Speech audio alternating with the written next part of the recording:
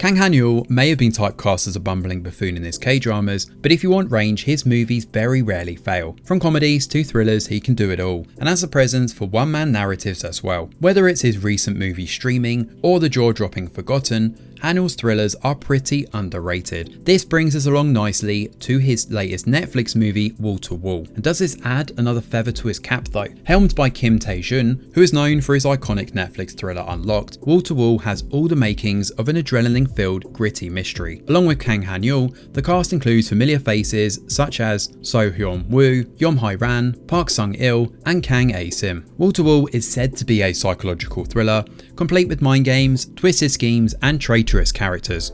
Real estate rates are skyrocketing in this story, and those in Seoul have to bend over backwards to even rent their place. At the centre of this is No Woo-sung, played by Han-yul, who gets what he thinks is the deal of a lifetime, even though he has to take out a hefty loan to buy an apartment. 3 years later, he's unable to pay his bills, and his neighbours are making his life miserable. He is what they call house poor, as he now owns an apartment but cannot afford anything else. The rates are going down and he cannot sell it without going into a heavy loss. One day he's confronted by his downstairs neighbour, who blames him for the constant noise coming from the unit above. He decides to take matters into his own hands, but for the life of him he cannot find the source of the noise. Is he imagining things, or is there actually someone out to get him? Wall to Wall starts off as a promising thriller, hanging on to this central premise.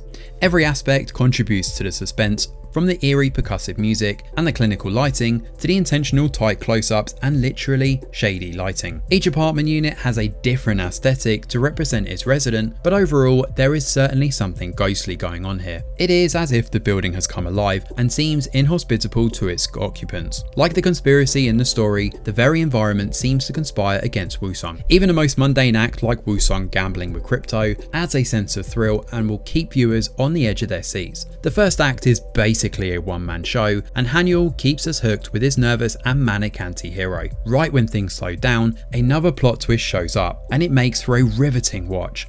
There are strange happenings like 1301 holding a blade to a mysterious figure supposedly breaking into Woo-sung's home. This is then followed by a surreal montage which is bound to have viewers wondering what is real, what is Woo-sung's imagination. As a noise and the neighbours get to him, the movie becomes very clear in its messaging on how greedy and capitalistic society has become. Unfortunately, around the midway mark, the plot does become predictable and dull when the first clue to the culprits is revealed. We even get a little righteous and convoluted during the climax, followed by a pretty confusing and vague ending. The anti-capitalistic message holds, but there's not really much of a big impact or payoff that goes with that. The cast does its best to pile onto the surrealism, but the narrative doesn't trust viewers to follow its conclusion. Instead, Hyun-woo is forced to become the director's mouthpiece and explain everything that has been going on step by step. Yeom Hae-ran is wasted here as well, as a beguiling landlord is sidelined before succumbing to an overused trope. Again, I'm being careful here not to spoil anything.